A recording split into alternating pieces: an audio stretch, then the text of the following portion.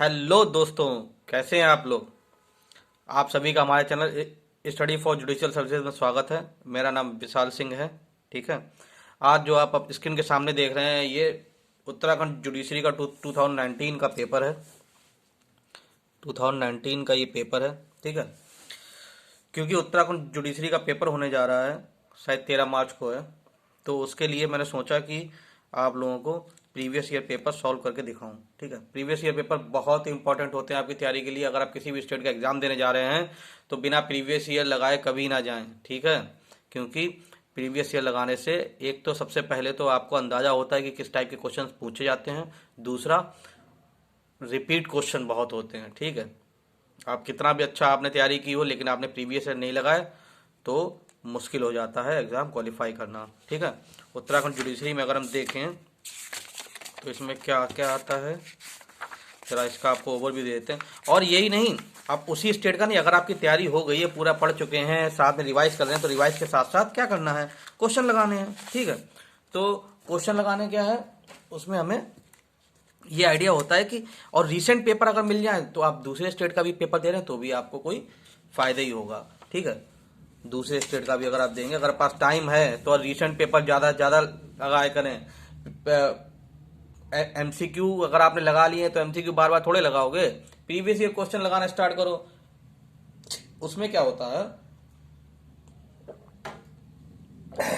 कि recent trend क्या चल रहा है, किस टाइप के क्वेश्चंस आ रहे हैं, ये सब जानने को मिलते हैं। ठीक है, अगर हम उत्तराखंड जुडिशरी की बात करें तो इसमें क्या क्या आता है, इसमें 200 नंबर का पेपर होता है। ठीक है, 200 नंबर में 50 नंबर का जीएस आता है और 150 नंबर का लॉ आता है।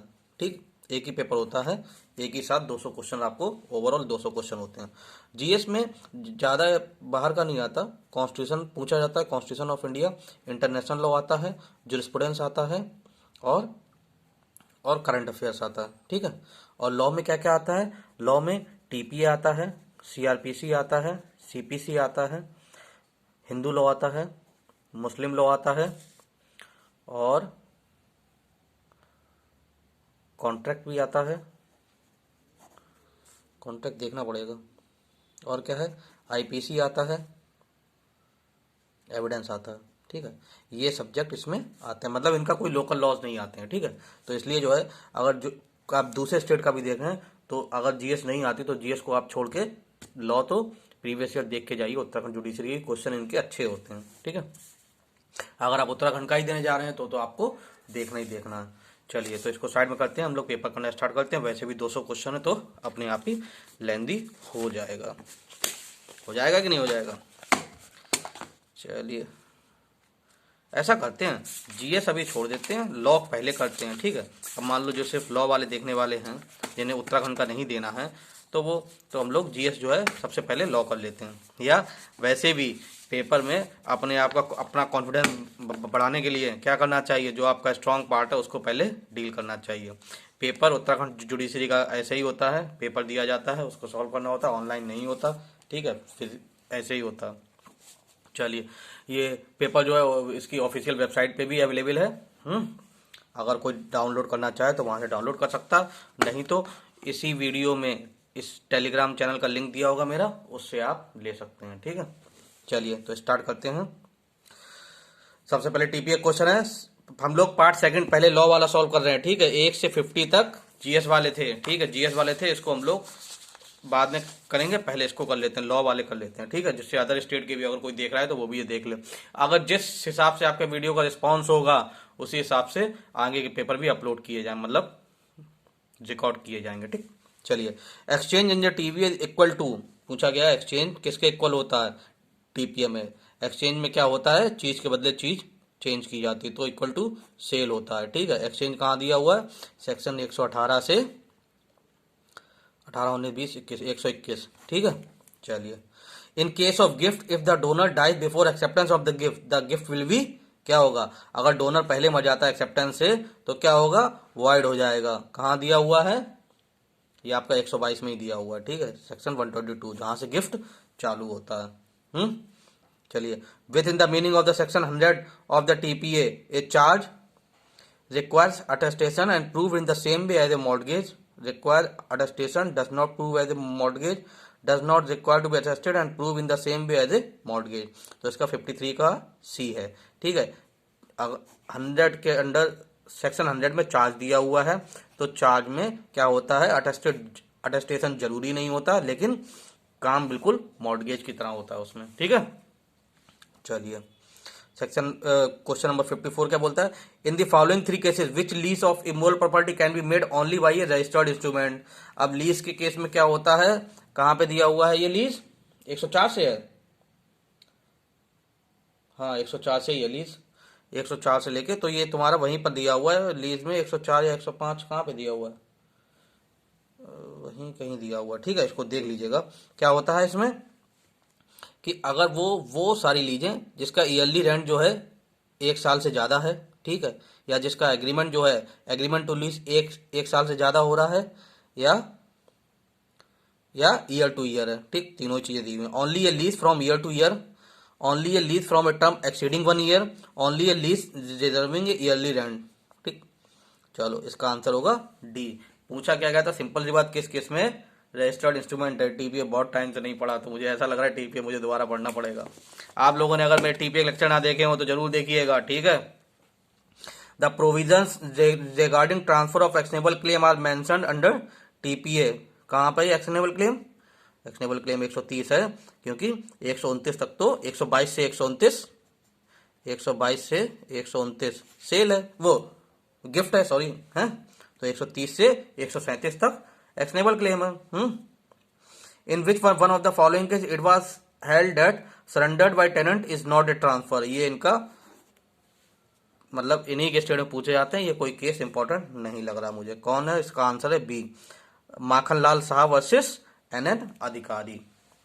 ठीक, A makes a absolute gift of a house to B with direction that B shall reside in it. क्या है, ए ने एब्सोल्यूट गिफ्ट कर दिया है किसको, अपना हाउस बी को, लेकिन उसमें एक कंडीशन लगा दी है। क्या कंडीशन लगा दी है कि बी उसमें रहेगा। द गिफ्ट क्या होगा, गिफ्ट तो वैलिड होगा, लेकिन कंडीशन जो है वो वॉइड हो जाएगी। तो the gift is valid but the direction is void. आप सारे ऑप्शन पढ़ा करिए। ठीक है, सारे ऑप्शन पढ़ना हमेशा टिक मारने से पहले, वैसे सबका अपना अपना होता है, लेकिन जनरल रूल यही मान के चलो, जनरल रूल क्या, सारे ऑप्शन पढ़ने चाहिए। मैं क्या करता हूं, मैं पहले पेपर सॉल्व कर लेता हूं पूरा एग्जाम हॉल में, उसके बाद में मैं उससे गोला करना चालू करता हूं। ठीक है, बहुत से लोग क्या है उसके साथ साथ गोला कर लेते हैं, क्योंकि एक बार मैं, अब टाइमिंग का ज्यादा इशू होता नहीं मेरे साथ। ठीक है, पहले होता था, अब होता नहीं है, क्योंकि वो जल्दी जल्दी कर लेता हूँ। तो एक बार मैं पूरा पेपर करके फिर मैं जब गोला करने स्टार्ट करता हूँ, फिर भी एक बार नजर डालता रहता हूँ कि क्या क्वेश्चन है, क्या क्वेश्चन है, क्या क्वेश्चन है, जिससे अगर एक बार फिर से रीचेक हो जाता है उससे। लेकिन अगर आपके पास टाइम का इशू है, टाइम मतलब आपका छूट जाता है, तो ऐसा ना करें फिर। चलो, डबल पॉसिबिलिटी रूल, जिसने टीपीए लेक्चर देखे उसे मालूम होगा, विडवे वर्सेस मिचेल, यही है ना, देख लीजिएगा। Doctrine of acceleration is given under which section of the TPA. Acceleration कहां पे दिया हुआ है, एक्सलेशन आपका दिया होगा 27 में, एक्सलेट कर जाता, हाँ सेक्शन 27। ठीक है, सेक्शन बेस्ड आते हैं, और ये इंपॉर्टेंट सेक्शंस हैं। जिसने भी अगर टीपीए का हमारे लेक्चर देखे हैं तो उसमें उसे ये सब चीजें देखने को मिल जाएंगी। ठीक है, चलिए, the provision regarding apportionment of time, apportionment by time. ठीक है, ये दो ही सेक्शन है, कौन कौन से, 36 एंड 37। 36 बोलता है टाइम के बाद कि टाइम के हिसाब से पैसा बांटा जाएगा, और 37 बोलता है, 37 किसका बोलता है, टाइम एंड मनी के हिसाब से है, देख लेना दोनों, 36 37। इसका आंसर है सेक्शन 36। ए को owner of immovable property under TPA में मेक ए को ऑनर। अगर कोई इमूवेबल प्रॉपर्टी को ऑनर है तो वो क्या, वो ट्रांसफर ऑफ प्रॉपर्टी कर सकता है, बिल्कुल कर सकता है। Only can give right to use short period, only can give possession, valid transfer of property, valid transfer of property को ऑनर कर सकता है। ठीक है, right of redemption can be exercise, right of redemption कब एक्सरसाइज कर सकते हैं, only by passing, only by paying the mortgage money to the mortgagee, बिल्कुल सही बात है। Only by depositing the mortgage money in court, ठीक है, कोर्ट में भी कर सकते हैं। Only by a regular suit of redemption, तीनों ही वैलिड हैं। ठीक है, तो ऑल ऑफ दीज पूछा है कि राइट ऑफ रिडम्पशन क्या बोलता है। राइट ऑफ रिडम्पशन का एक वैल्यू बहुत अच्छा केस है, कौन सा, नोक्स वर्सेस राइस। इसमें वन से मॉर्गेज ऑलवेज ए मॉर्गेज बोला गया था। अगर आपने टीपीए के लेक्चर हमारे देखे होंगे तो उसमें भी इसका जिक्र है।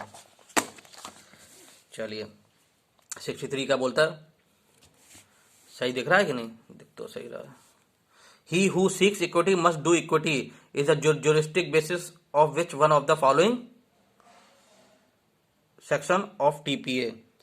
तो इसका क्या है, इसका सेक्शन 51 बोलता है। सेक्शन 51 में क्या दिया हुआ है कि empowerment transfer empowerment made by bona fide holders. क्या दिया हुआ 51 में यार, देख लेना, ठीक है। हाँ, improvement made by bona fide purchaser. अगर कोई वो इंप्रूवमेंट करता है तो फिर उसमें क्या करना होगा उसे, तो अगर कोई बोनाफाइड परचेजर है वो उसमें इंप्रूवमेंट कर देता है, फिर जो उसका रियल ओनर है अगर वो प्रॉपर्टी वापस लेता है तो जो उसने इंप्रूवमेंट किया है उसका पैसे पे करना पड़ेगा। Very good. सेक्शन 53 का C. The case of Arif versus Jadunath किसका है, the case of Arif versus Jadunath आपका है पार्ट परफॉर्मेंस का, ठीक है। इसमें 2-3 केस और लिखवाए हैं, वो भी देखिएगा। आरिफ वर्सेस जादूनाथ, ये यादूनाथ नहीं जादूनाथ है, ठीक है। How many types of mortgage are given in section 58 of the TPA. कितने टाइप के मॉर्गेज हैं सेक्शन 58 में दिए हुए हैं कि नहीं दिए हुए हैं, वो तो लिखा ही है। चलो कौन कौन से हैं, सबसे पहले तो सिंपल है, ठीक। दूसरा कौन सा, इंग्लिश है। तीसरा कौन सा है, मॉर्गेज बाय कंडीशनल सेल है। चौथा by mortgage by deposit of title deed है।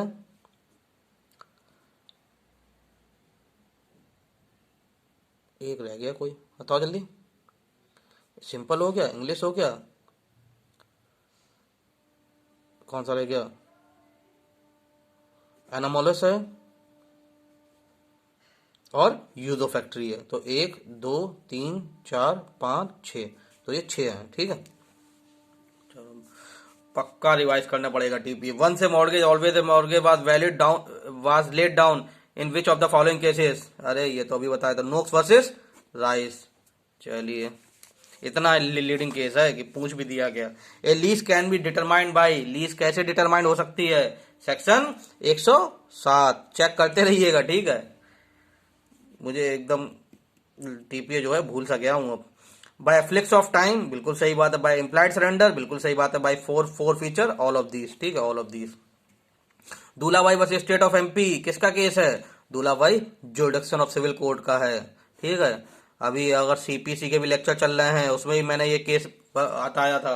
क्या हुआ था इसमें, जुरिडिक्शन ऑफ सिविल कोर्ट बताया था इसमें। हाँ, इसमें ये हुआ था कि अगर ये इशू उठता है कि किसका मतलब कि whether the court has jurisdiction और नॉट, तो उसकी पावर कोर्ट के ही पास है, वो खुद ही डिसाइड करेगा कि उसके पास जुरिडिक्शन है कि नहीं है, ठीक है। चलो, which one of the following judgment of the supreme court deal with the applicability of res judicata and writ petition, Daryao versus state of UP, ठीक। इसमें क्या बोला गया था कि जो res judicata is based on public policy. CPC के lecture देखिएगा। The object of oral examination under order 10 rule 2 of the CPC is, अभी यहां तक तो पहुंचे ही नहीं, to record evidence, to secure admission, to exclude the matter in controversy in the suit. इसका आंसर है डी, कि भाई ओरल एग्जामिनेशन का मेन पर्पस ये होता है, ऑब्जेक्ट ये होता है कि to elucidate the matter in controversy in the suit. अभी हम लोग पहुंचे नहीं यहां तक, लेकिन इसका आंसर डी है, ठीक है। बहुत ज्यादा पूछा जाता है, ये इंपॉर्टेंट है। Which one of the following remedies may be sought against ex parte decree, ex parte decree के अगेंस्ट क्या क्या रेमेडीज अवेलेबल हैं, ठीक है। एक्स पार्टी डिग्री तो मालूम ही है कहां पे दिया हुआ है, ऑर्डर 9 का रूल 13 पहला, चलो ये सही है। दूसरा 96(2) में भी जा सकते हैं, बिल्कुल। अपील में भी, तो ये दोनों ही हो गए, ठीक है, both A and B. If the order to amend the pleading does not contain time limit to amend, party can be amended. आज ही ये लेक्चर रिकॉर्ड किया, उसी में ये बात आई थी, ठीक है। कहां दिया हुआ है ये, सेक्शन 72 क्वेश्चन नंबर 72 का ये दिया हुआ है। इसका आंसर है 14 डेज। कहां दिया हुआ है, ऑर्डर 6 रूल 18, 17 में अमेंडमेंट दिया हुआ है और 18 में टाइम पीरियड दिया हुआ है 14 डेज। अगर आप क्वेश्चन कोई पढ़े तो उसके साथ साथ ये भी दिमाग में आ जाना चाहिए, तुरंत आपका हिट करना चाहिए कि कहाँ पे दिया हुआ है। अगर आप ये गैस नहीं कर अगर आप ये नहीं याद कर पा रहे हैं तो आंसर सही देने के बावजूद भी ये मान के चलिए आपने गलत दिया है, ठीक है। आपको ये तुरंत याद आ जाना चाहिए कि ये कहाँ से पूछा गया है, ये भी आपको याद आ जाए। Period of detention and civil imprisonment as a consequence of disobedience or breach of any injunction shall not exceed, बहुत इंपॉर्टेंट क्वेश्चन है ये छत्तीसगढ़ एमपी इसमें भी बहुत पूछा जाता है। क्या है कि अगर कोई इंजंक्शन के ऑर्डर को डिसओबीडियंस करता है, कोर्ट ने इंजंक्शन लगाया, मान लो टेम्परेरी इंजंक्शन लगाया, ठीक है, टेम्परेरी इंजंक्शन कहाँ पे दिया हुआ है, ऑर्डर 39 में कोर्ट ने इंजंक्शन लगा दिया कि भैया इस प्रॉपर्टी कोई नहीं छुएगा, फिर भी अगर कोई उसका वॉयलेशन कर रहा है तो उसे कितनी पनिशमेंट दी जाएगी, तो उसमें ऑर्डर 39 का रूल 2A में पनिशमेंट दी हुई है। क्या क्या है, सबसे सारी पनिशमेंट आपको मालूम होनी चाहिए, उसमें पूछी जाती हैं, कई बार आ जाता है कि इनमें से कौन सी पनिशमेंट इसमें नहीं है। सबसे पहले क्या होगा, अरेस्ट एंड डिटेंशन होगा, अरेस्ट एंड डिटेंशन हो सकता है, ठीक है। दूसरा अटैचमेंट ऑफ प्रॉपर्टी, सबसे पहले होगा attachment of property for 1 year, 1 year, ठीक है। तीसरा शायद सिक्योरिटी भी ले सकते हैं। चौथा अगर फिर से वो वॉलेशन करता है तो attachment and sale of property हो जाएगा, चौथा वो है। पहली बात तो ये पनिशमेंट कितना 3 मंथ, और फिर से अगर वो वॉलेशन करता है तो अटैचमेंट के साथ साथ प्रॉपर्टी सेल हो जाएगी। 1 साल के लिए अटैचमेंट होती है पहले वॉलेशन पे, फिर से वॉलेशन किया दोबारा हम सेल हो जाएगी, ठीक है। फिर भी चेक कर लीजिएगा आप, ऑर्डर 39 का रूल 2A। कुछ गलती मुझे लग रही है इसमें, कुछ भूल रहा हूं मैं। The principle of feeding the grant by estoppel, feeding the grant by estoppel कहां पे दिया हुआ है भैया, feeding the grant by estoppel है आपका 43 होगा और क्या, ठीक 74 का, ठीक है।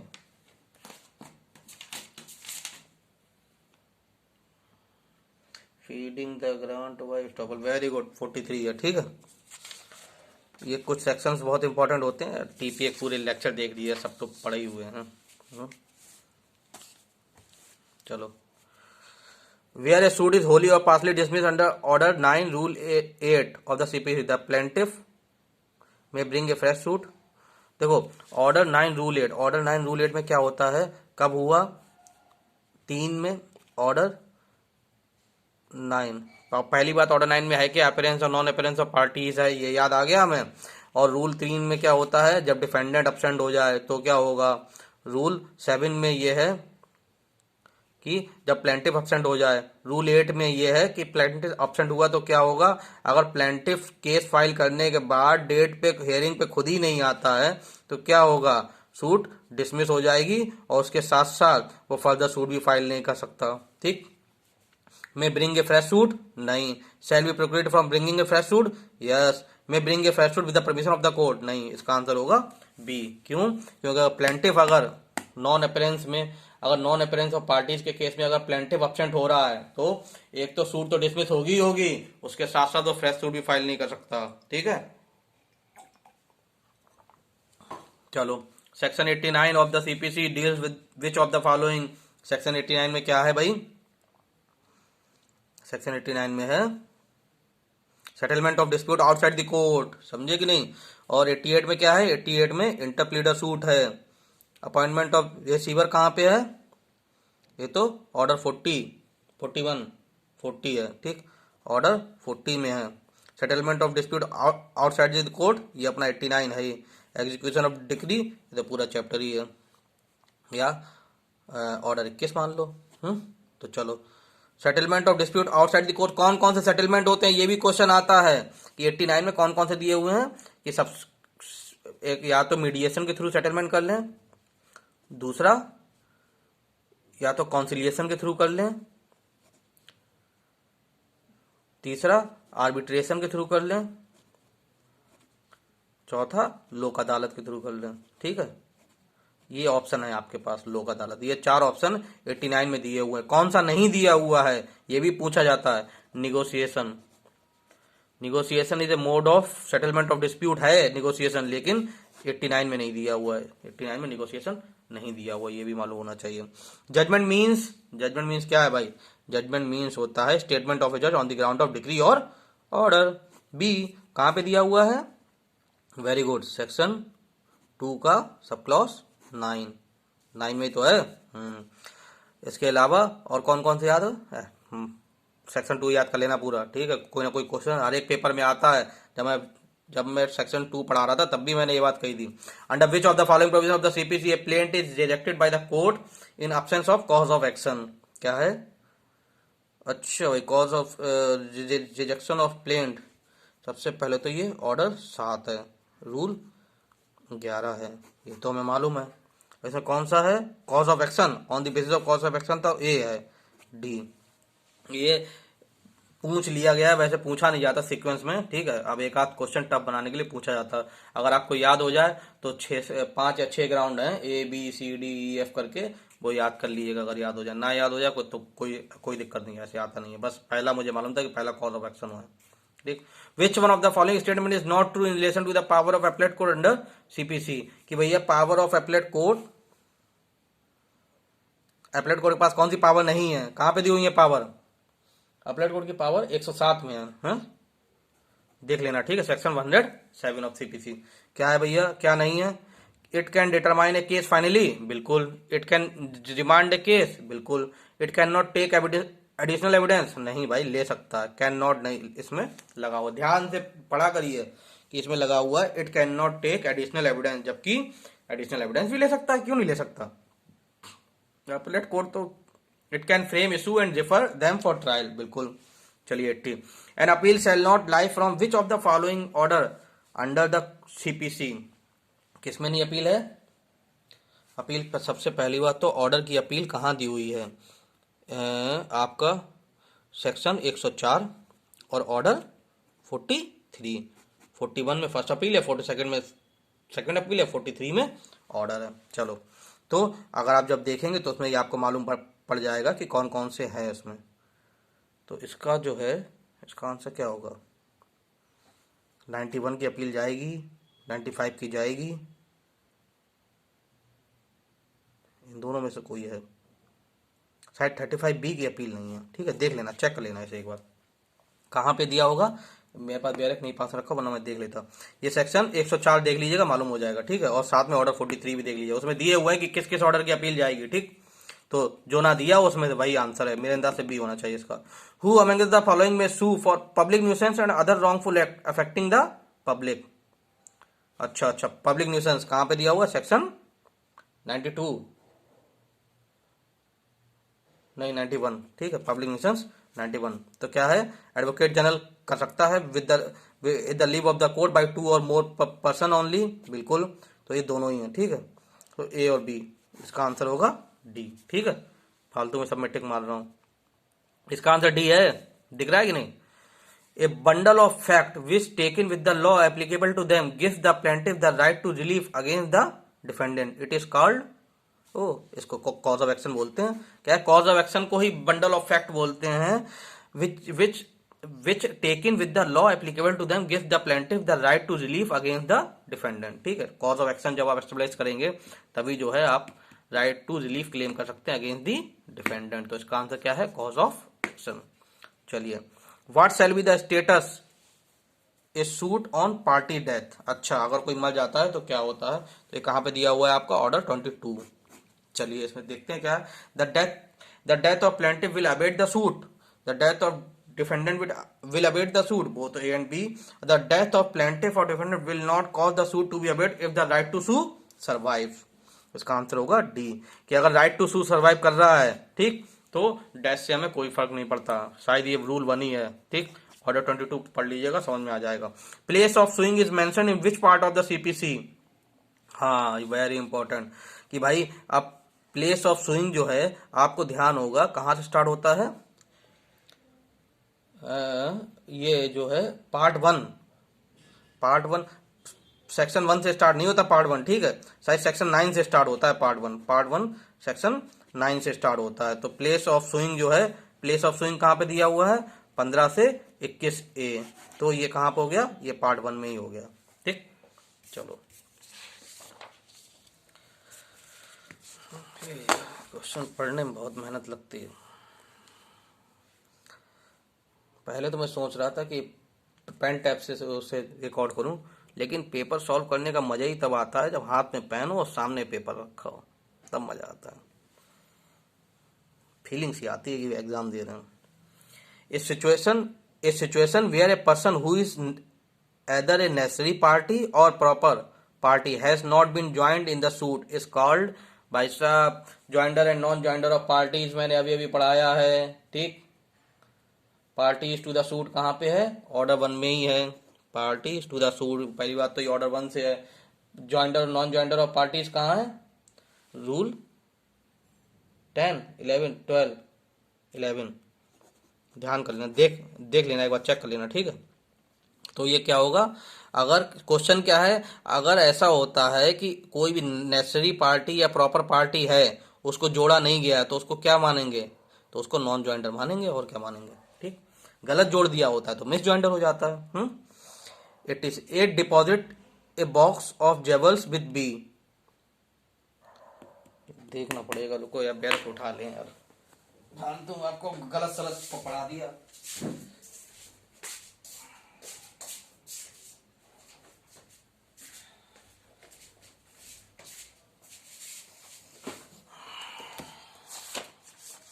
एक जरा मुझे इसको कंफ्यूजन हो रही है।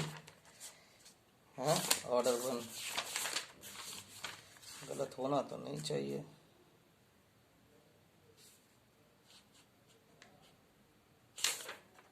नौ है भाई, तो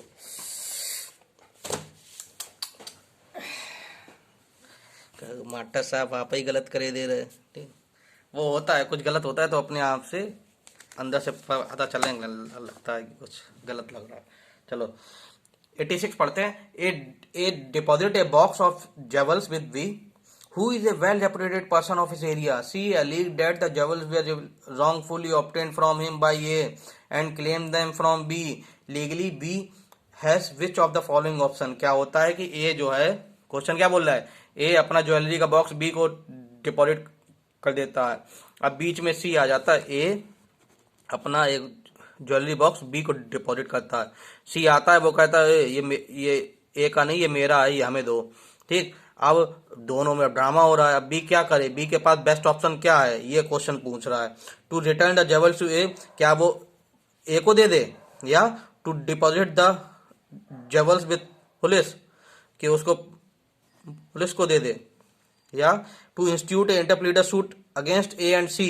भैया इस केस में अगर बी का, इसमें इंटरप्लीडर सूट क्या होता है, इंटरप्लीडर सूट इसका आंसर होगा। इसका आंसर क्यों इंटरप्लीडर सूट क्या होता है कि अगर दो लोगों में ड्रामा हो रहा है, ठीक है, इस चीज को लेके प्रॉपर्टी मेरी है कि मेरी है, ठीक, तो उसमें क्या होता है, आप कोर्ट में जाके इंटरप्लीडर सूट फाइल कर दें, कोर्ट से कहें कि माय लॉर्ड मुझे इस सूट में कोई लेना देना नहीं है, सिर्फ इन दोनों लोगों के आपस में ड्रामा हो रहा है कि कौन इसका मालिक है, आप खुद डिसाइड करो और हमें इस सूट से बाहर करो, और जो भी कोई मालिक है उसे ये चीज दे देना, ठीक।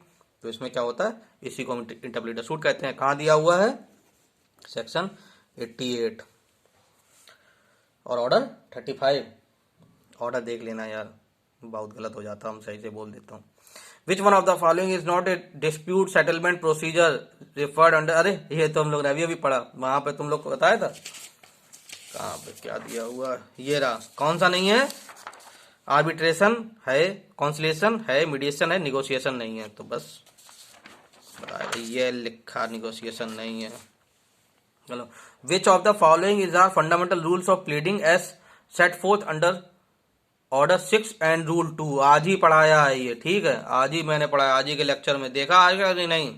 सीपीसी के वीडियोस देखा करो भाई, लाइक किया करो। आप लोग सब्सक्राइब नहीं करते हैं चैनल को, ठीक है, 60% लोगों ने सब्सक्राइब नहीं किया है। और अगर इस वीडियो का रिस्पॉन्स अच्छा नहीं आया तो भैया मैं किसके लिए मेहनत करूंगा इतनी, कम से कम रिस्पॉन्स तो अच्छा चाहिए होता है। क्या है फंडामेंटल रूल्स ऑफ प्लीडिंग के, क्या है, ऑर्डर 6 में क्या दिया हुआ है, प्लीडिंग जनरली, तो every pleading must state fact and not law, बिल्कुल सही बात है। It must state material fact only, बिल्कुल सही बात है। It must state such fact in A concise form only, बिल्कुल सही बात है। तो इसका आंसर है डी, ठीक है, आज ही बढ़ाया इसलिए याद है। ए suit for partition contains which of the following degree, अगर कोई पार्टीशन की सूट होती है, अगर आपने पढ़ा होगा किसमें, डिक्री में ये मैंने पढ़ाया था, तो क्या होगा, प्रीलिमिनरी भी होती है और फाइनल भी होती है, तो इसका आंसर होगा डी। ठीक, क्यों होती है पार्टीशन की? पार्टीशन में सबसे पहले तो वो शेयर डिसाइड करते हैं, मान लो ए बी सी, सबसे पहले तो शेयर डिसाइड किया जाता है कि इसका 1/2 है, इसका मतलब इसका मान लो 50% है, इसका 25% है, इसका 25% है, तो ये पहले शेयर डिसाइड किया, उसके बाद में प्रॉपर्टी फिर बांटी जाती है कि इस साइड वाला इसका, ये साइड वाला इसका, तो ये दो दो डिग्री पास हो जाती है इसमें। ठीक है, which of the following deals with the exemption of members of legislative bodies from arrest and detention under code of civil procedure? कौन सा है? इंपॉर्टेंट है 135A। ठीक, कमेंट करके बताइएगा सेक्शन 132 क्या बोलता है सीपीसी का और 133 क्या बोलता है। ठीक, कमेंट करके बताइए अभी। विच of the following section of the CPC deals with the stay of suits? Stay of suits कहां दिया हुआ है? स्टे ऑफ सूट्स सेक्शन 10 में दिया हुआ है। इसको हम लोग और क्या बोलते हैं? इसको रेस्ट सब्जुडाइज भी बोलते हैं। विच of the following deals with the service of process on pleader in the code of CPC? अच्छा, प्लीडर कहां पे दिया हुआ है? अच्छा, अपॉइंटमेंट ऑफ प्लीडर्स ऑर्डर 3,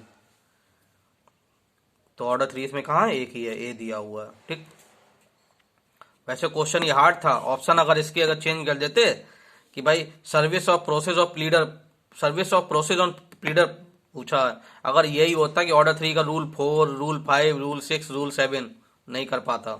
अब ये हमें ऑर्डर 3 तो मालूम है कि ऑर्डर 3 में है, बाकी ऑर्डर तो हमें मालूम ही है, तो ऑर्डर 3 का एक ही ऑप्शन है, तो इसलिए ये आंसर आसान हो गया, वरना क्वेश्चन ये टफ था। इन विच ऑफ द फॉलोइंग के supreme court held that where the witness become confuse in the course of his examination the court could put question to him to elicit the truth? क्या है?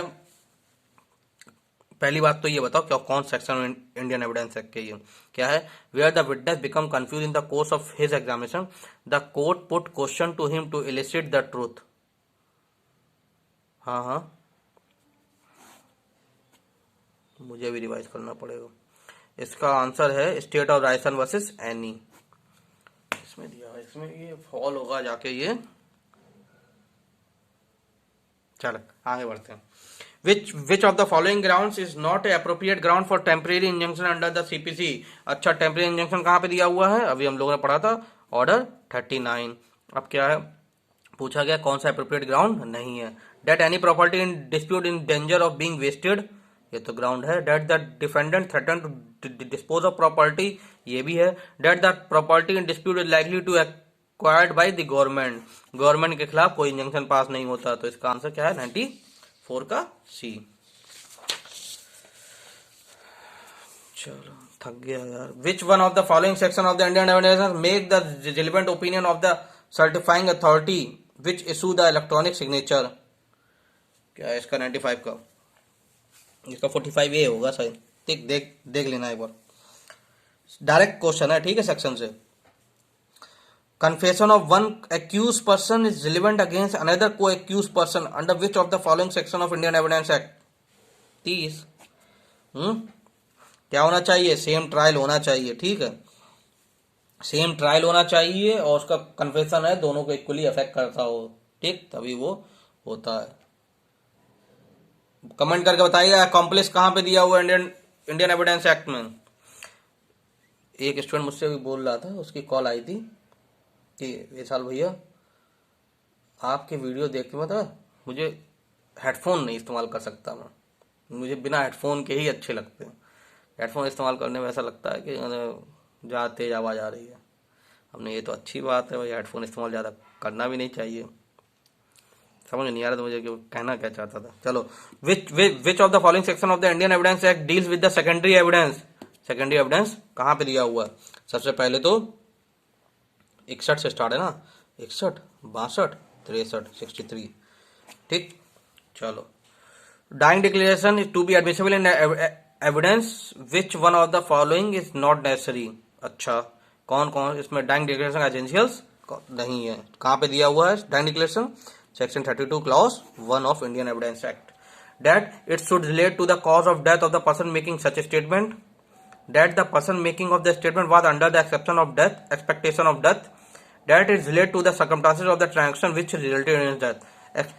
उसने जो statement दिया है वो expectation of death में देना जरूरी नहीं है। कहने का मतलब है कि अगर ये अगर इंडियन लॉ के हिसाब से, इंडियन एविडेंस एक्ट के हिसाब से, इंडियन लॉ के हिसाब से कोई भी आदमी जो स्टेटमेंट दे रहा है, डायरेक्ट डिक्लेरेशन दे रहा है, जरूरी नहीं वो इस नियत से दे रहा हो कि उसकी डेथ होने वाली है। जबकि अगर फॉरेन लॉ देखेंगे, ठीक है, अगर इंग्लैंड लॉ से अगर हम लोग कंपेयर करेंगे तो उनके में ये एजेंशियल है, वन ऑफ द एजेंशियल्स ये भी है कि in the expectation of death वो स्टेटमेंट दे रहा हो, जबकि इंडिया में ऐसा नहीं है।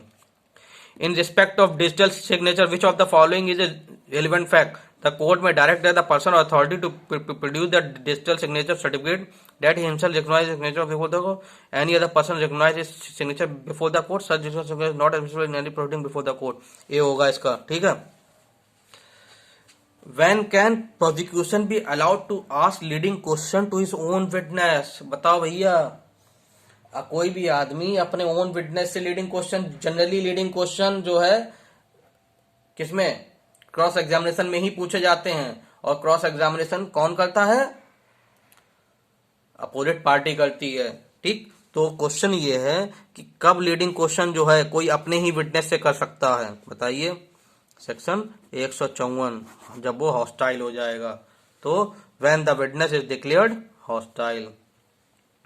The principle that possession is prima facie proof of ownership, evidence का डायरेक्ट क्वेश्चन है। Possession is prima facie use of proof of ownership, कहाँ है? सेक्शन 110, इंपॉर्टेंट है ये सेक्शन, ठीक है। Which one of the following term is not inclusive in section 8 of the Indian evidence act? Preparation, motive, previous and subsequent conduct. Section 8 क्या बताता है? Preparation, motive, previous and subsequent conduct क्या नहीं है? इंटेंशन नहीं है। तो इसका आंसर क्या होगा? intention. Contents of electronic record are proved in accordance with which of the provisions of Indian Evidence Act?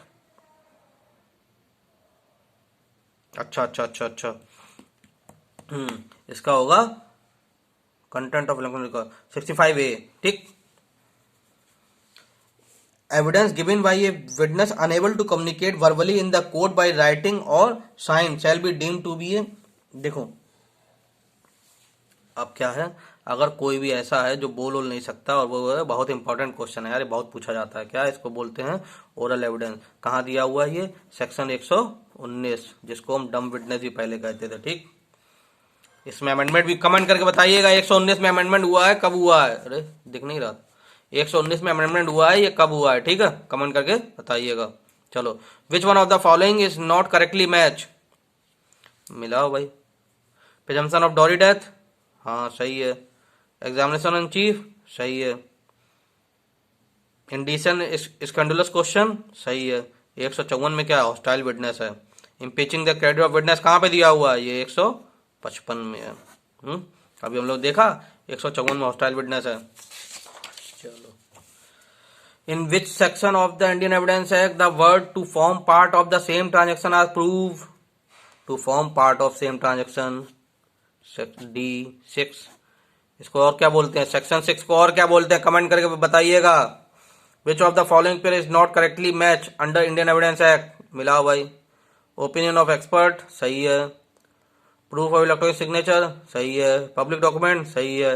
124 में क्या है? प्रोफेशनल कम्युनिकेशन है, नहीं भाई, ऑफिशियल कम्युनिकेशन 124 में। प्रोफेशनल कम्युनिकेशन कहाँ है? 126 में।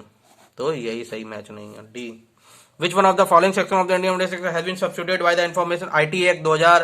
IT Act 2000 बहुत इंपॉर्टेंट क्वेश्चन है। सेक्शन 39 ही केवल अमेंड हुआ है, वो सेक्शन 39 इसमें अमेंड हुआ है, ठीक। Which section of the Indian Evidence Act make the provisions that there shall be no new trial on the ground of improper admission or rejection of evidence? सबसे आखिरी सेक्शन, सेक्शन 167। कमेंट करके बताइएगा section 165 में क्या है फिर, ठीक है, इंपॉर्टेंट सेक्शन है 165 भी। चलिए, विच of the following document is public document? Public document इसमें कौन सा होगा? सोवरेन अथॉरिटी द्वारा कोई एक्ट पास करना, एक्ट ऑफ ऑफिशियल बॉडीज, और public record keeped in the state of private document. Public record अगर प्राइवेट डॉक्यूमेंट का किया जाए तो ये भी पब्लिक डॉक्यूमेंट हो जाएगा।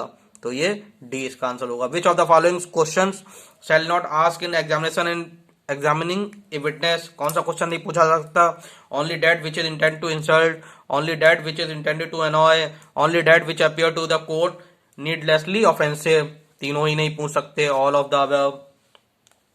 Under which section of Indian evidence act provision for the presumption as to gazetted in electronic form has been made? अच्छा, इलेक्ट्रॉनिक फॉर्म डायरेक्ट क्वेश्चन है, कंफ्यूजिंग है। तो जितने भी है ना, मैं क्या करता हूँ, इनके सारे सेक्शन जितने ए बी सी वाले इंडियन एविडेंस एक्ट में, उसकी एक मैंने अलग ही एक लिस्ट बना रखी है, और वो मेरे बैरक में ही सेट रहता है। रिवीजन एग्जाम से पहले उसको जरूर देख के जाता हूँ। तो इसका जो है, under which section of the provision for presence has to gazetted in electronic form has been made. देखो, गलतियां मुझसे हुई होंगी, ठीक है, और आपको वो गलतियां ढूंढ के मुझे बतानी है। आप मुझे बताएंगे, मुझे बहुत अच्छा लगेगा, ठीक है। गलती ढूंढे, इनाम पाएं, ठीक है। गलतियां तो बहुत मिलेंगी इसमें। Provision for presumption as to gazetted in electronic form has been made, कहाँ दिया हुआ है?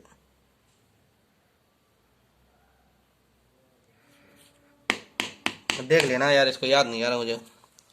ये ए में कैसी है, चौसी सी,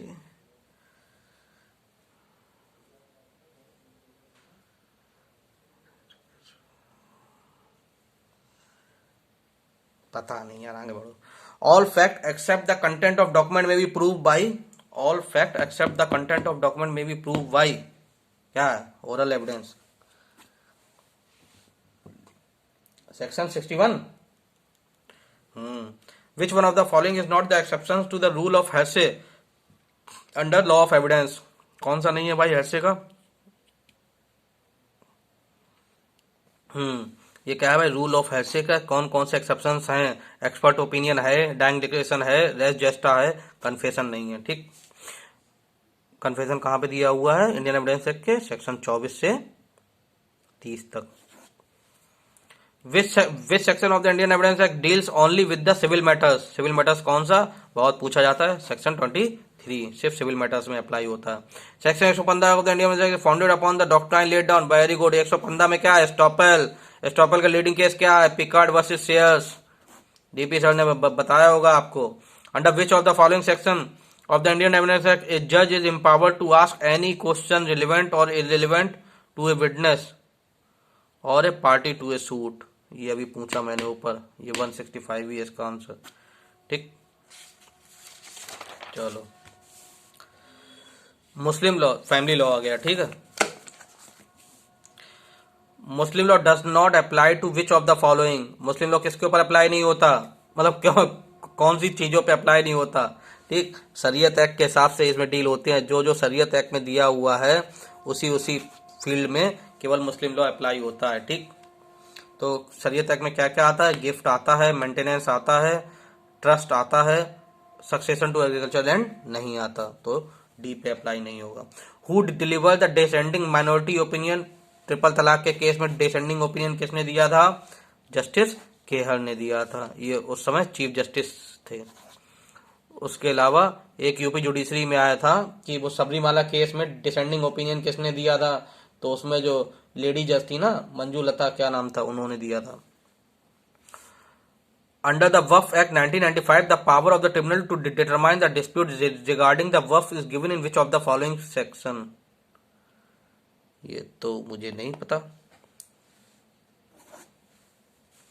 under the dissolution of Muslim marriage act option of poverty is available to dissolution of Muslim marriage act में ऑप्शन ऑफ पॉवर्टी किसके पास होती है? वाइफ के पास, the wife only. Option of poverty क्या एज मानी जाती है? 15 ईयर्स, ठीक। Which one is not a recognized branch of Sunni law? Sunni school of Muslim law, दोनों ही की ब्रांचें याद होनी चाहिए, सुन्नी की भी और शिया की भी। सुन्नी की 4 हैं, शिया की 2 हैं, ठीक। तो इथाना असारी जो है वो सुन्नी की नहीं, वो शिया की है।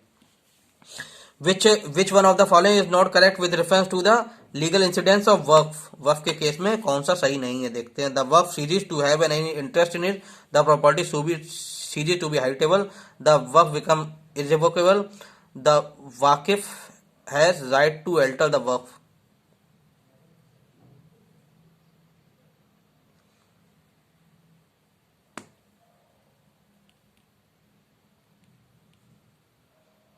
कौन सा होगा इसमें?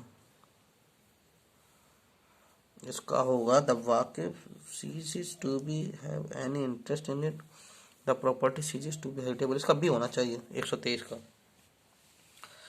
तो जरा पानी लेके आता हूँ। कौन से क्वेश्चन थे हम लोग? बहुत टाइम लगेगा यार। चलो लाइक कर देना, ठीक है। Which one of the following section is not correct with reference to the legal incidence of a Waqf?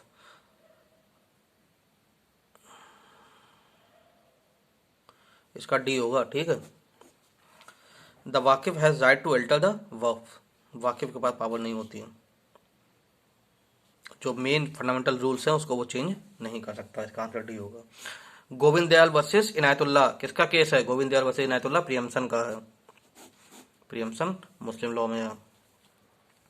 Jurisdiction of family court applies to which of the following community? Lingayat, Muslims, Buddhist, ये सब section 2 of कोई सा भी, चाहे Hindu marriage act देख लो, कोई सा भी एक्ट देख लो, ऑल ऑफ दी सबके ऊपर अप्लाई होता है। किसके ऊपर अप्लाई नहीं होता? मुस्लिम और पारसीज के ऊपर अप्लाई नहीं होता। Under the dissolution of Muslim marriage act 1939 Muslim marriage may be dissolve in which of the following? अच्छा, dissolution of Muslim marriage act में कैसे डिसॉल्व होगी? तो by the husband alone, by pronouncing talaq, नहीं, by the wife pronouncing severance of relationship by the court on the ground of mutual consent by the court in petition filed by the wife। तो 126 का आपका होगा D, ठीक है। Dissolution of Muslim marriage act के under पूछ रहा है, तो उसमें जो है वाइफ के लिए ही वो एक्ट पास किया गया है, ठीक। Muta marriage is permitted under which school of the following? Important question है। मूता मैरिज किसमें अलाउड है? सिर्फ इथाना असारी जो ब्रांच है शिया स्कूल की, वही लोग केवल रिकॉग्नाइज करते हैं मूता मैरिज को, और कोई नहीं रिकॉग्नाइज करता। Which of the following section of the Indian evidence act has been amended? Criminal amendment act. Criminal amendment act के हिसाब से इंडियन एविडेंस एक्ट में कौन कौन सेक्शन अमेंड हुए हैं? कौन कौन सा? 53A हुआ है, कंसेंट वाला है, 146 भी हुआ है। तो कौन सा ऑप्शन है? सी। जल्दी जल्दी करते हैं अब। देखो पेपर सॉल्व करते समय उसके कुछ फंडामेंटल रूल्स होते हैं जिनको आप ध्यान रखा करें। क्या है? कोई भी क्वेश्चन देख के सबसे पहले आपको ये आइडिया हो जाना चाहिए कहाँ से पूछा गया है, ठीक। उसके अलावा और उससे क्वेश्चंस क्या क्या बन सकते हैं ये भी ध्यान दिया करिए प्रीवियस ईयर क्वेश्चन देख के, और ये अंदाजा लगाया करिए कि किस पोर्शन से ज्यादा क्वेश्चंस आ रहे हैं। तो सेक्शन बेस्ड जिसमें कितने हैं, सेक्शन बेस्ड अच्छे खासे आ रहे हैं इसमें, ठीक है। तो सेक्शन याद कर लीजिएगा अच्छे से। Under which section of the Hindu marriage act provisions has been made for the permanent alimony? Permanent alimony का कहाँ पे है? परमानेंट एलिमनी 25, 129 का सी। टेम्परेरी कहाँ है? 24 में। Limitation of filing appeal against the decree under Hindu marriage act क्या है भाई? 90 डेज, ठीक। दास्ताने वर्सेस दास्ताने, डेस्टेन वर्सेस डेस्टेन, किसका केस है? क्रुएल्टी का। और कौन सा है? रसल वर्सेस रसल भी क्रुएल्टी का ही है, ठीक। चलो, which one of the following is not the ground of judicial separation under section 10? Judicial separation कौन सा ग्राउंड नहीं है? कमेंट करके बताइएगा जुडिशियल सेपरेशन कौन से सेक्शन में है? सेक्शन 10 दिया तो है, सेक्शन 10। एडल्ट्री है, क्रुएल्टी है, लेप्रोसी है, missing of less than 7 years ये नहीं है। लेकिन अब लेप्रोसी भी जो है जुडिशियल सेपरेशन का ग्राउंड नहीं रहा, क्योंकि लेप्रोसी को हटा दिया है पर्सनल लॉ अमेंडमेंट एक्ट 2019 में। Leprosy is not A ground of divorce, ना वो डाइवोर्स का ग्राउंड रहा है, ना ही जुडिशियल सेपरेशन का रहा है। No petition of divorce can be presented within 1 years of marriage, कहाँ पे दिया हुआ है? सेक्शन 14।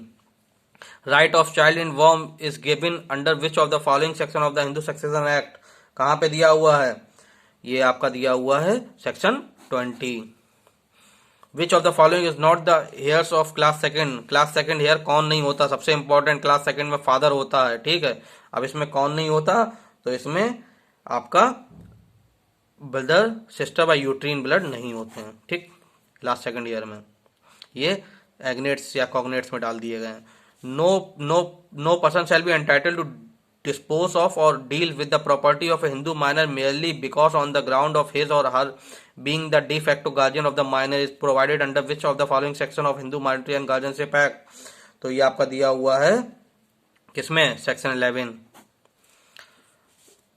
सेक्शन से बहुत अच्छे इसमें आ रहे हैं, ठीक है, डायरेक्ट सेक्शन से। The adoption is to be proved as fact and the burden is on the person who assert is held in which of the following case. ये आपका है Kishori Lal versus Chalti Bai. Previous year अगर आप उत्तराखंड दे रहे हैं तो अच्छे से ये देख के जाएगा प्रीवियस ईयर केसेस। ठीक, प्रीवियस ईयर केसेस जितने भी हों एक पेपर पे लिख लीजिएगा, इनके जितने भी आप पेपर सॉल्व करें, और वो बाद में लास्ट टाइम एक बार देख के जरूर जाइएगा। Under Sunni law in the matters of inheritance what is the share of son. Share of son जो होता है वो रेसिडरी होता है, सबका शेयर फिक्स होता है, उनको बांटने के बाद जितना भी बचे वो सन का हो जाता है। तो share is there is no specific share of son. चलो, अंडर Hindu Succession Act, one person is said to be agnates of another if two are related to by blood or adoption wholly through males, by blood or adoption but not wholly through males, by half blood through males। ए होगा इसका 139 का ए। एग्नेट्स and कॉग्नेट्स देख लीजिएगा। Who is the natural guardian of A minor married girl. Married girl का natural guardian उसका husband होता है। ठीक, लेकिन मुस्लिम लॉ के केस में अगर माइनर मैरिड गर्ल है मुस्लिम लॉ में, अगर माइनर मैरिड गर्ल है मुस्लिम लॉ में, तो उसका गार्जियन कौन माना जाएगा? तो उसका गार्जियन माना जाएगी उसकी मदर। ये क्वेश्चन आया था अभी शायद 2020 में बिहार में, शायद बिहार एपीओ में आया था, बिहार एपीओ में ही आया था। Which one of the following section of the Hindu marriage act relates to the voidable marriage. Voidable marriage कहाँ दिया हुआ है? 12 में। वॉइड मैरिजेस कहाँ दिया हुआ है? 13 में। Tagore versus Tagore laid down which one of the following rule of law. Tagore versus Tagore में कौन सा रूल ऑफ लॉ लिखा गया था?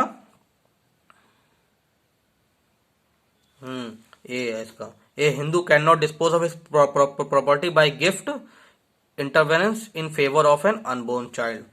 Which one of the following section of the CRPC deal with the evidence for defense? Evidence for defense में कौन section deal करता है? 143 का, इसका सेक्शन 243 है। ठीक है, 143 का आंसर है 243। चलो, power of court to convert summons case into warrant case कहाँ पे दिया हुआ? सीआरपीसी लेक्चर देखे हैं आपने? सब फंस रहा है उसमें से, तो इसका आंसर होगा 259। इंपॉर्टेंट है ये सेक्शन। ठीक है, क्लेम एंड ऑब्जेक्शन कहाँ पे दिया हुआ है? अगर कोई भी प्रॉपर्टी अटैच हो जाती है तो उसका कहाँ पे दिया हुआ है? इसका आपका दिया हुआ है सेक्शन 84। प्रोक्लेन ऑफेंडर कहाँ पे हुआ? 82 में। ठीक, अटैचमेंट ऑफ प्रॉपर्टी कहाँ है? Attachment of property of proclaimed offender 83 में। 84 में है claim and objection. The validity of an order made under section 144 of the CrPC is. अच्छा, 144 में अगर कोई ऑर्डर पास होता है, ठीक, तो उसकी टाइम पीरियड कितना है? उसका 2 मंथ है। 144 ए में पास होता है तो उसका कितना है? 3 मंथ है। स्टेट गवर्नमेंट की अगर कंसर्न डेली तो वो 6 मंथ के लिए एक्सटेंड हो सकता है। The power to postpone the execution of death sentence conferred on. Postpone of execution of death sentence high court के पास पावर है। An accuse person shall be a competent witness according to which of the following section of the CrPC. Accuse person competent fitness है, CrPC कौन section दिया हुआ है? 315। Section 300 से 326 तक याद कर लेना। ठीक है, और 321 तक तो याद होने ही होने चाहिए। Which form mention in the second schedule of CrPC related with charge का फॉर्म नंबर 32 है। According to section 97 of the CrPC who is not competent to issue such warrant. कौन कौन कॉम्पिटेंट है उसमें? डीएम कर सकता है, एसडीएम कर सकता है, मजिस्ट्रेट ऑफ फर्स्ट क्लास भी कर सकता है। तो कौन नहीं कर सकता? कोर्ट ऑफ सेशन उसमें नहीं दिया हुआ है। ठीक, चलो, which case is related to the power of court to examine the accused. इसका क्या है? इसका है बोथ ए एंड बी। ठीक है, if an intestate has left no heir qualified to succeed to his or her property such property शैल डिवो। अगर किसी का कोई भी नहीं होता तो वो प्रॉपर्टी किसकी हो जाती है? स्टेट गवर्नमेंट की। आखिरी सेक्शन है, शायद सेक्शन 29 है या 30 है हिंदू सक्सेशन एक्ट का। ठीक है, देख लीजिएगा, एक बार कंफर्म कर लीजिएगा। A magistrate empowered under section 190 of CrPC may order investigation by police in cognizable case. Very good. 156 का 3 कहाँ करता है? 190 के थ्रू। Which of the following offence under IPC are covered under section 95 of the CrPC. अच्छा, section 95, section 95 में क्या होता है, कोई भी अगर वो है पब्लिकेशन है या कुछ है तो उसे स्टेट गवर्नमेंट रोक सकती है। तो वो कहाँ है, सेडिशन के ग्राउंड पे 124A। The high court may exercise its inherent power under section 482 of the following ground. कब? In the rest of rare case, de facto justice, to prevent the abuse of process of the court. So all of these. If a judge dies after writing his judgment but before the delivery in open court, then the judgment shall be considered as, क्या होगा, कहाँ दिया हुआ है, 353। ठीक, तो क्या होगा, वो ओपिनियन ऑफ द जज हो जाएगा। अगर जब तक वो जजमेंट प्रोनाउंस नहीं कर रहा है तब तक वो जजमेंट नहीं माना जाएगा, चाहे कंप्लीट हो गया हो। Who may record confession under section 164 CrPC. कौन रिकॉर्ड कर सकता है? A judicial magistrate having जुडिक्शन only, any judicial magistrate not having जुडिक्शन only, any medical not having जुडिक्शन only. तो 157 का डी, कोई भी रिकॉर्ड कर सकता है, चाहे जुडिक्शन हो चाहे ना हो। In which of the following cases it was held that the function of the police and judiciary is complementary to each other? तो इसका है 158 का ए, king emperor versus Najid Ahmad. अगर आप दूसरे स्टेट के हैं तो ये केसेस आपके लिए इंपॉर्टेंट नहीं रखते हैं, ठीक है। अगर आप उत्तराखंड का ही दे रहे हैं तो ये केसेस आपके लिए बहुत इंपॉर्टेंट रखते हैं। Under the criminal procedure code which of the following is not correctly matched. अच्छा चलो देखते हैं। Medical exam rape of victim 164A है। Letter of complaint authority 166A है। Release of accuse and evidence deficient 167 नहीं, यही नहीं मैच है सही से, ठीक। C, which one of the following section of the CrPC provide victim compensation scheme. Victim compensation scheme कहाँ है? ए 357A। यस, ये सब याद कर लीजिएगा, ए बी सी, ठीक। Name of the victim of sexual offence shall not be mention. किस case में कहा गया था कि अगर नेम मेंशन करते हैं तो कौन सेक्शन का वॉयलेशन है, ये कमेंट करके बताइएगा, ठीक, पूछा जाता है बहुत। तो इसका आंसर है Ramkrishna versus state. Which of the following is not correctly match in CrPC. D में कंप्लेंट है, सही है। एच में इन्वेस्टिगेशन है, सही है। आर में पुलिस रिपोर्ट है, सही है। विक्टिम जो है वो WA में है, तो ये सही मैच नहीं है, नॉट करेक्टली पूछा गया। Discharge of accuse before trial has been provided under which of the following section of the CrPC. Discharge of accuse before trial, अच्छा दोनों में ही है, 127 में भी है और 239 में भी है, तो इसका आंसर होगा सी। चलो, consider the following statement to summary trial under CrPC. Offence under section 354 of the IPC may be tried by summary trial. हाँ, shall not pass less than 3 month, 3 से कम कर सकता है भाई। प्रोसीजर ऑफ ट्रायल समन्स के shall be followed in summary, तो 1 और 3 इसके सही है। कहाँ? सी 164 का। Sentence for summary trial shall not be passed less than 3 month, नहीं इसके तीनों ही होंगे, ठीक है। 164 का डी होगा। चलो, सेक्शन 41B वाज इंसर्टेड, कब इंसर्ट हुआ था? 2008 में, ठीक है। No court shall take cognizance of an offence under the CrPC after the expiry of period limitation under section 468 which of the following is not a correct. अच्छा, क्या है? अगर फाइन है तो 6 मंथ होगा, 1 साल तक है, अप टू 1 ईयर है, 1 ईयर है तो 1 साल का टाइम पीरियड होगा, 1 से 3 साल है तो 3 साल का टाइम पीरियड होगा, और 3 से ऊपर है तो नो टाइम पीरियड होगा। चलो देखते हैं अब क्या है। 6 month if the offence is punishable with fine only, सही है। 1 year if the offence is punishable for term exceeding 1 year, सही है। 2 years in respect of economic offences, 3 years if the offence is punishable for term exceeding 1 year but not exceeding 3 years, तो इसका answer है सी। irregularities which do not vitiate proceeding 167।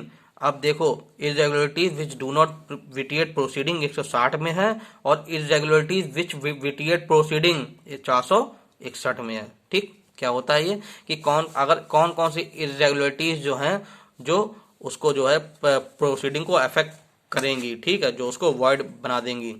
तो वो कौन कौन सी दी है, वो 460 में दी हुई है, और कौन कौन सी इरेगुलरिटीज जो है प्रोसीडिंग को अफेक्ट नहीं करेंगी, वो 461 में दी हुई है। Power of high court to confirm sentence is provided under which of the following section of the CrPC. अच्छा, कंफर्म सेंटेंस 366 में हाई कोर्ट के पास ट्रांसफर किया जाता है, और पावर उसकी 368 में है। तो 168 का डी होगा। चलो, section 195A of the IPC is related to 195A threat to give false evidence। Direct है।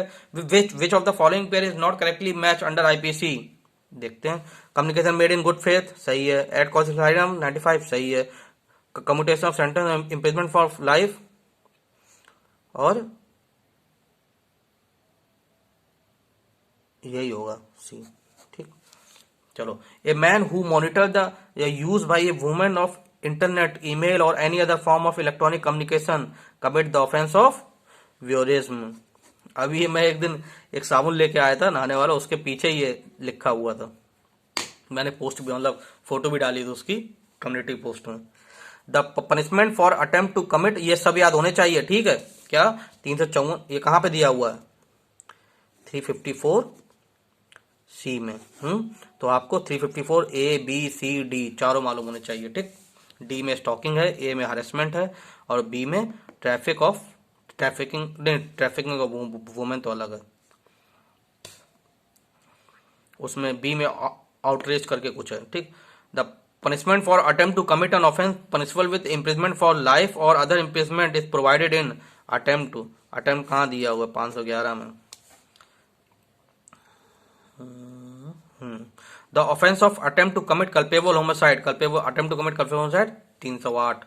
A puts Jewel into a box belonging to B with the intention that they may be found in that box and this circumstances may cause B to be convicted of theft। ये illustration है, किसका illustration है ये illustration है आपका 192 का। ए career interested by Z, ठीक। कभी भी इंटरेस्टेड टर्म इस्तेमाल हो जाए तो उससे समझ जाना कि criminal miss appropriation of property हो रहा है, ठीक। नहीं criminal beach of trust, sorry. कभी भी इंटरेस्टेड आ जाए एंड ट्रस्टेड तो उसमें CBT, criminal beach of trust, मतलब किसी पे भरोसा किया उसने आपका ट्रस्ट तोड़ा, तो इंटरेस्टेड से ट्रस्ट से समझ जाइएगा क्रिमिनल बीच ऑफ ट्रस्ट है, ठीक। When a person try to escape from lawful custody while taking to a magistrate to furnish security for good behavior could be punished under the provision of, ओए शाबाश, ये मुझे नहीं याद है, देखना पड़ेगा इसका आंसर क्या है।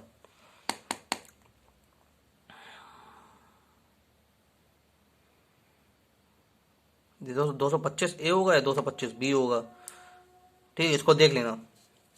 A young man waves a currency note of 200 in front of a woman as he offer the money for a indecent favor from the woman। He may be criminally booked under, बताओ, outrage the modesty। मतलब किसी को अगर मान लो किसी लड़की को देख के तो उसे 500 का नोट दिखा रहे हो, ठीक है, और इशारे उसके ऐसे हो रहे हैं जैसे कि आप उससे, मतलब कि समझ रहे हैं ना, तो कहाँ outrage the modesty of woman 509। ये 508 क्या है कमेंट करके बताइएगा, 510 भी बताइएगा। Under which one of the following section of the IPC, 508 से उसमें पूछा गया था अभी उत्तराखंड के पेपर, उत्तराखंड नहीं हरियाणा के पेपर में। Under which one of the following section of the IPC the offence of voyeurism has been defined. लो ये आ गया, ये यहाँ पर 354 सी, देखो सी।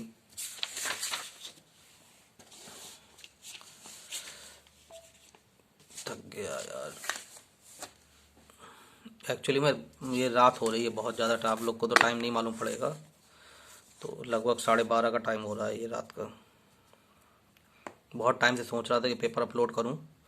पेपर अपलोड करने से एक अंदाज़ा होता है कि किस टाइप के पेपर आते हैं, और मॉडल पेपर भी मैं तैयार कर रहा हूं, ठीक। मॉडल पेपर जैसे ही तैयार हो जाएगा तो आपको उस हिसाब से आप पेपर सॉल्व करिएगा। मॉडल पेपर काफ़ी मेहनत करके हम बना रहे हैं कि एक्सपेक्टेड क्वेश्चंस क्या क्या आ सकते हैं, तो आपको काफ़ी फ़ायदा करेगा। Dishonest misappropriation of property pass by deceased person at the time of its death, very important. कोई मर जाता है और उसकी बॉडी से कोई चीज, मान लो कोई अंगूठी अंगूठी पहना है, वो सब उठा रहे हैं, तो किसमें पनिशमेंट है? 404 में। व्हेन टू और more person indulge in A fighting eight a public place, क्या कहेंगे उसे? एफ्रे कहेंगे। सेक्शन कमेंट करके आप लोग बताइएगा। A sign his own name to a bill of exchange, अगर कोई बिल ऑफ एक्सचेंज में कुछ गड़बड़ करता है, डुप्लीकेट साइन करता है, तो वो क्या माना जाएगा? तो वो फॉर्जरी माना जाएगा। Where a woman is gang raped, each of these persons shall be deemed to have committed the offence of rape and shall be punished with, अच्छा shall be punished, कम से कम सजा क्या होगी? कम से कम सजा 20 साल की होगी। Rigorous imprisonment for not less than 20 years। D। Which one of the following is not an essential element of an offence of acid attack? कौन सा नहीं है essential element acid attack का? पढ़िए। पार्शियल डैमेज, डिफॉर्मिटी और burn है, मेमिंग, disfigurement और disablement, damage, disfigurement, grievous, ये सब है। क्या नहीं है? बॉडली पेन नहीं है।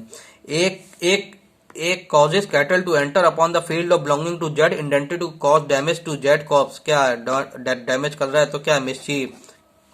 किसी का कोई नुकसान कर रहे हो तो वो मिसचीफ में आता है। चलो, बहुत लंबी वीडियो हो गई। Right to private defence is available to all irrespective of gender or age except aggressor। The minimum punishment in terms of the imprisonment of provided under IPC कहाँ है? मिनिमम 24 घंटे है। कहाँ पे दिया हुआ है? 510। बताइएगा आईपीसी के 510 में क्या दिया हुआ है? द वर्ड इलीगल, दारू वारू पी के जो बाहर ड्रामा करते हैं ड्रंक करके, उनके लिए है ये। The word illegal is defined as defined in the IPC means everything which is an offense only, everything which is prohibited by law only, everything which furnishes ground for civil action only। D। A private doctor running his own clinic refuses to provide medical treatment to B, a victim of acid attack, क्या होगा? 166 B। Comment करके बताइएगा 166 A में क्या है। दोनों ही पूछे जाते हैं। Whoever by force, compel or by any deceitful means induces any person to go from any place commit the offence of abduction। Which one is not a theory of attempt? अच्छा 511 theory of attempt 511 में theories हैं कुछ, तो कौन कौन सी हैं? Proximity rule है, theory of impossibility भी है, ऑब्जेक्ट थ्योरी भी है, कौन सा नहीं है? डरहम रूल नहीं है। डरहम रूल किसका है? ये इंटॉक्सिकेशन का है। नहीं, धर्म रूल जो है उसका है, इंसैनिटी का है, सॉरी, इंसैनिटी का है। Section 497 of the IPC struck down by the supreme court which of the following case, ये लीडिंग केस है, Joseph Shine versus union of India. ठीक, ये तीनों ही केस आपको मालूम होने चाहिए। नवतेज सिंह जोहर 370 हटाया गया था। ठीक, और जोसेफ साइन में इसको जो है इसको हटा दिया गया, लेकिन adultery is a ground of divorce अब भी है। ठीक, और नाच फाउंडेशन तो इसी का ही है। नाच फाउंडेशन सुरेश कुमार कौशल वर्सेस दिल्ली हाई कोर्ट में दिल्ली हाई कोर्ट ने बोला था कि 497 जो है उसको स्टक डाउन कर दिया था। उसके बाद में उसको सुप्रीम कोर्ट में केस गया, तब वो नाच फाउंडेशन वर्सेस सुरेश कुमार कौशल हो गया, तो दिल्ली हाई कोर्ट का जजमेंट जो ओवर रूल कर दिया गया। उसके बाद में जोसेफ साइन ने वही जो दिल्ली हाई कोर्ट ने जो सबसे पहले सुरेश कुमार कौशल में कहा था उसी को ही सही बताया। विच one of the following is not the ingredients of section 34 of the IPC, कौन सा इंग्रेडिएंट्स नहीं है? Similar intention.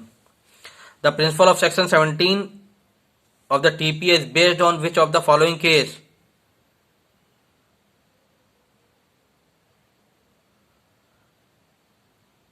कौन सा है? इसका थैलूसन वर्सेस वुडफोर्ड है। ठीक है। A transfer property to B in trust for C and direct B to give possession of the property to C when he attend the age of 25, क्या होगा? वेस्टेड इंटरेस्ट होगा। The object of principle of lis pendency is to only maintain the status quo, only storing the further litigation, इसका D होगा। Which one of the following is not a constructive notice, constructive notice कौन सा नहीं है इसमें? Definite knowledge,